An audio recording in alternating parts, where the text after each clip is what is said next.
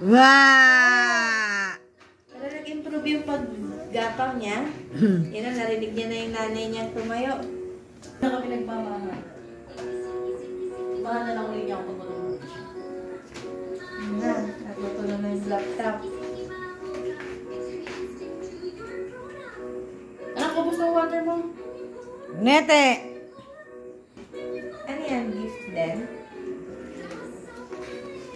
Bonete! Aba, naalog-alog pa ang ano eh. Tara, lapit ka dito din. Hindi ko pa kaya. Baka itapon mo sa laptop eh. Alam, ay kung may arili yan. Ay! No, come here.